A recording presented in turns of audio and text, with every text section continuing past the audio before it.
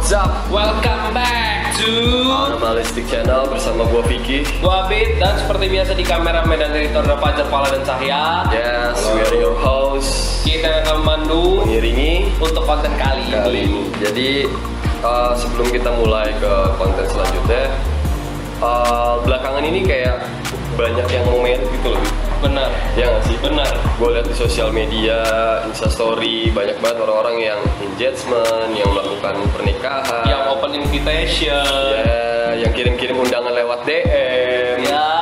ada yang lewat grup, kayak rame banget yang married. Berdasarkan itu, jadi kita langsung pengen wawancara salah satu pasangan yang kebetulan juga teman kita. Kayaknya langsung aja kali ya. kita ngobrol di Animal Talks.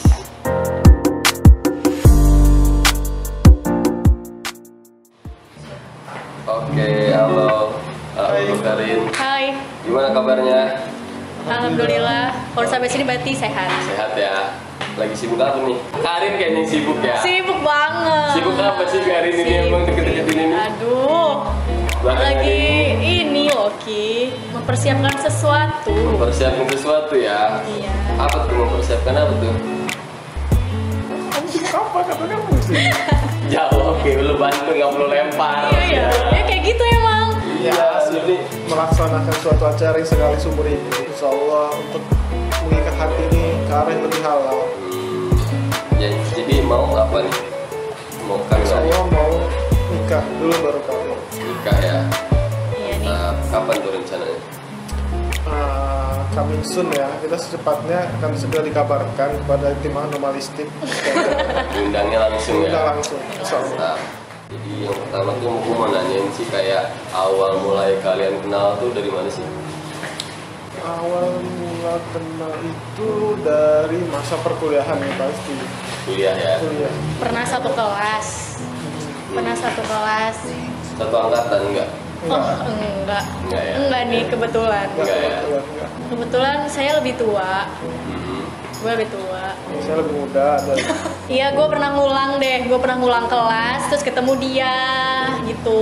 Oh, jadi satu kelas ya? Iya, Satu kelas benar. bareng lah. Terus first impression dari Awal dan Karin nih, dari awal dulu deh. first impression itu pertama yang gue lihat ya kali ya. Yang pertama gue orangnya lihat dari cover sih gue. Lihat cover gini ya lumayan cakep lah istilahnya. Istilahnya termasuk selera gue lah. Indomie kali. Indomie selera aku ya. Selera ya? Selera. Kalau dari Karin? First impression gue sama Aul, gue ngeliat dia orangnya tuh humble. Terus dia juga orangnya baik banget. Ya standar sih kalau baik kan orang. Tapi yang gue kenal makin hari dia makin baik. Terus kayak ada sesuatu something gitu kan. Ya jadi suka lah kayak tipe, adalah tipe guanya gitu. Terus emang proses kenalnya tuh gimana? Proses kenalnya sering ngambil mata kuliah bareng itu, sering nanya tugas dari dia, sering nanya gue tugas. Modusnya Iya, tugas ya? yang modusnya tugas sih dulu kan. Gua. Jujur nih gua. Jadi awalnya itu gua nggak modus juga sih sebenarnya. Emang gua pengen nanya tugas. Kebetulan satu kelompok nggak sih? Ya pernah gitu. Satu kelompok kan. Terus gua nanya dia nih tugas. Dan dia ngeladenin dong. Ya udah terus akhirnya chat-chatan terus kan. Akhirnya ya udah modus main bareng, modus ngerjain tugas. Hal yang berkesan itu di satu sama lain itu apa sih? Ketika udah deket gitu.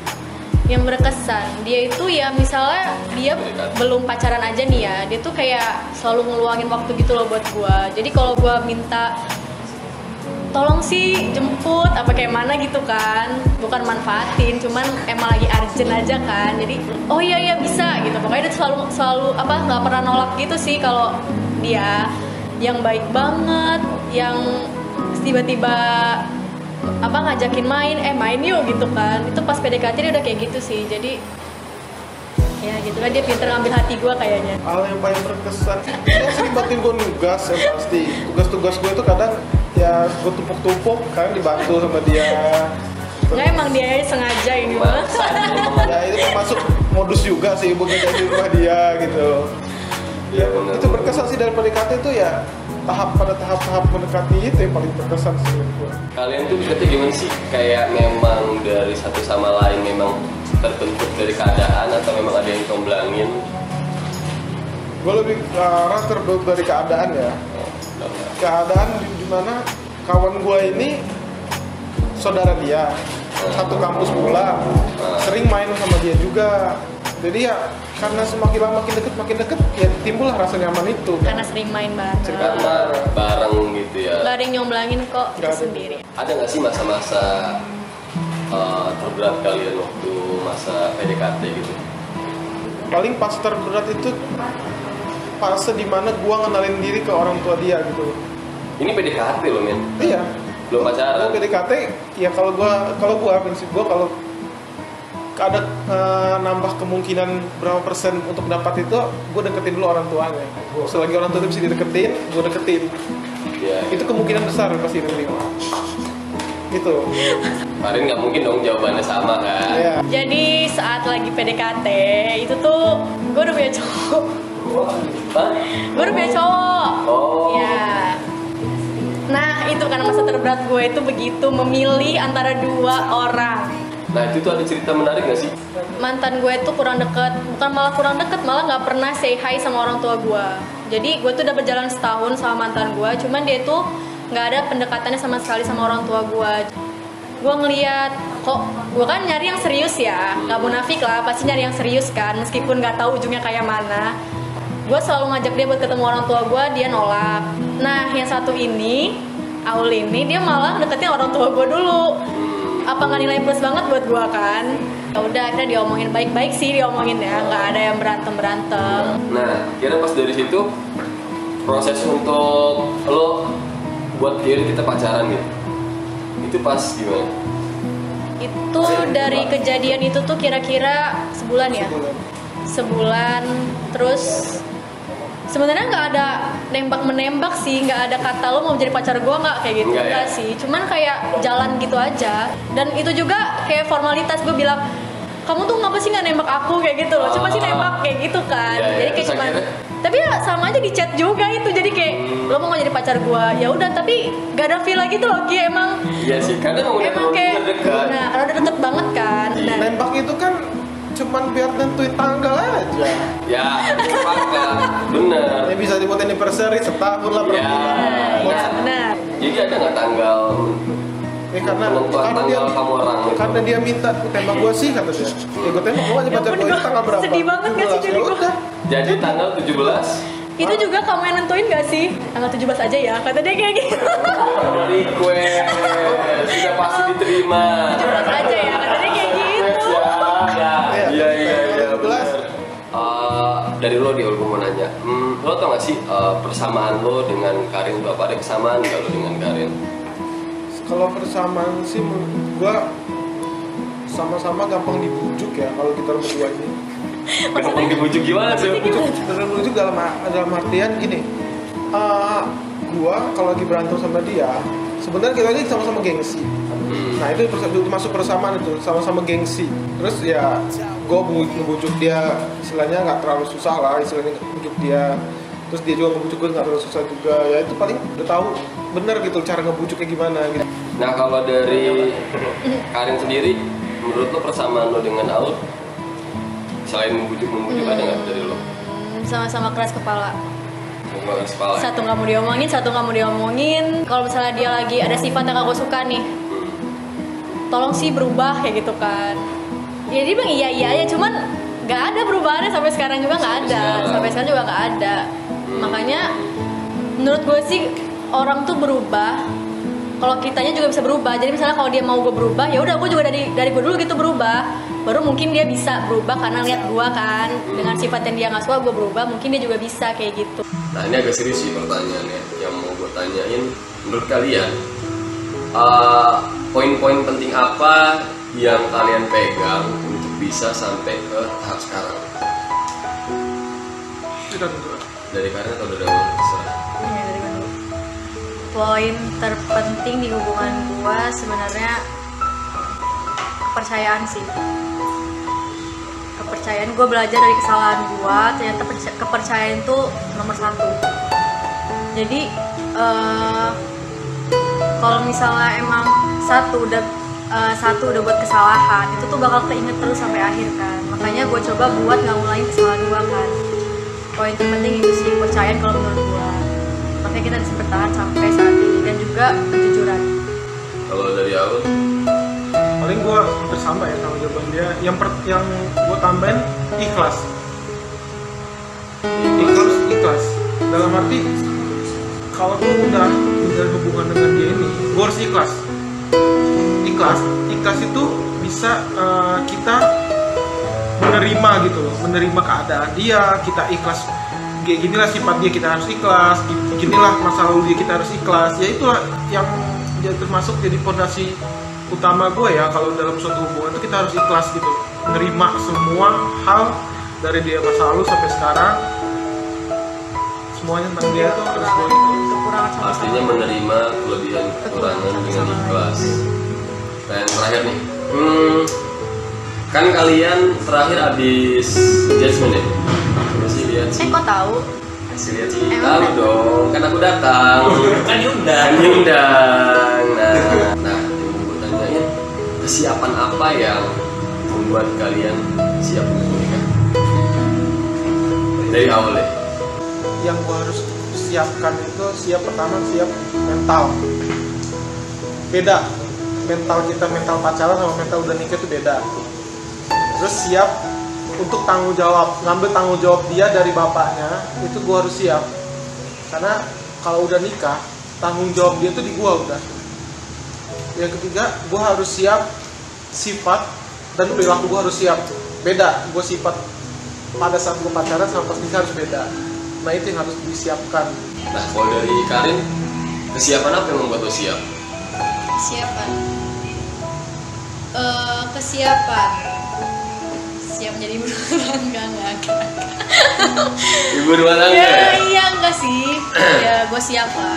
Jadi nikah itu pasti lo harus siap jadi ibu, siap jadi istri yang baik buat keluarga lo kan. Jadi mulai dari sini gue udah mulai kayak dari tadi gue nggak suka masak, jadi gue coba masak ya apa yang bisa dimasak gitu kan. Terus gue juga coba, untungnya gue udah keponakan bayi kan, jadi gue coba ngerawat dia itu. Jadi gue tuh karena gue niat emang mau nikah, jadi gue persiapin apa yang harus disiapin untuk jadi ibu dan istri yang baik. Punya impian nggak setelah menikah? Impian setelah menikah ada, pastinya ada lah ya, semua pasangan pasti ada. Ya impian itu pengen membesarin usaha bareng-bareng, ya kan. Kebetulan dia punya usaha, jadi pengen yang benar-benar dari nol sampai benar-benar sukses, itu pasti pengen bahagian orang tua masing-masing, pengen punya anak kembar. Ya punya anak kembar. Pengen punya anak kembar sama lah ya? Iya, itu udah omongan lama ya, pengen punya anak kembar. Tapi udah tahu cara-caranya begitu. Oh my God. Polanya, biar hasil jadi kembar, ya kan? Siapa tahu, gue mah kan nggak tahu sih.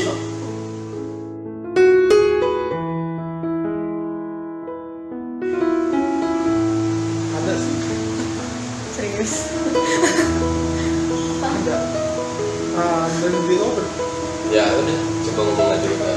Kok udah dekan sih kalau ungkapin gini? hal yang pengen gue ungkapin itu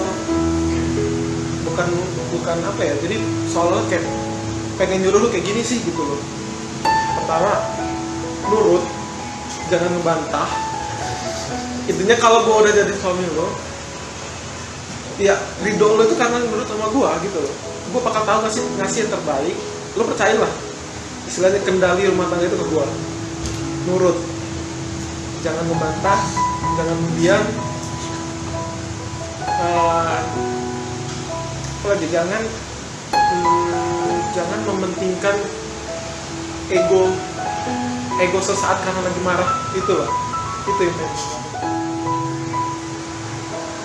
Cuman mau berpesan sih sebenarnya. Kalau ngungkapin kayak udah gue ungkapin semua, nggak ada yang tutupin selama gue berhubungan sama dia. Yang mau gue ungkapin buat dia itu, gue pengen nanti jadi pemimpin yang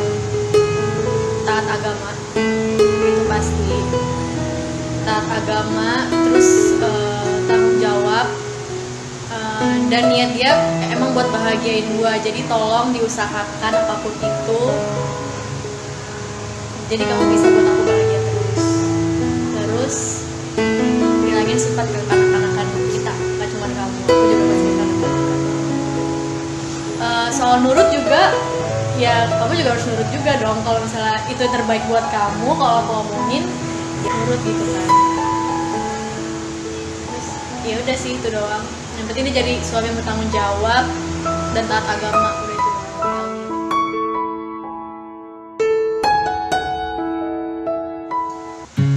Untuk saran untuk kawan-kawan yang sekiranya seumuran sama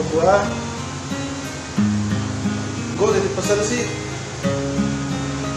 kita udah bukan fase dimana kita main-main dalam pacaran. Ini kita udah di fase ngapain sih udah main-main lagi kayak anak SMA, main ganti gonta ganti. Pesan gue, carilah yang menurut kalian udah nyaman, nggak harus fisik bagus atau segala macam yang bagus, yang penting selagi dia bisa buat kita nyaman, ya kenapa nggak kita seriusin gitu. Itu menurut gue. Kalau dari sisi cewek itu cuma butuh kepastian. Jadi mau kalian kapan, tahun depan atau 2 tahun lagi atau 3 tahun lagi cowok ini mau ngasih kepastian, silakan. Yang penting itu disampaikan. Jadi cewek itu nggak nunggu-nunggu, kasihan lo sebagai cewek cuma misalnya nunggu. Makanya tinggal kalian tuh bilang, kalian tuh udah punya rencana masa depan. Gue mau ngelamar lo tahun ini nih, tahun depan, kalau nggak 2 tahun lagi. Itu kan kalian pasti usaha kan. Jadi benar-benar kalian tuh harus maksimal usahanya untuk ngewujudin apa yang kalian bicarakan ke pasangan kalian. Jadi cewek cuma butuh kepastian doang kok. Makanya ya udahlah, nggak usah lama-lama pacaran takut jagain jodoh orang. Udah banyak loh ceritanya.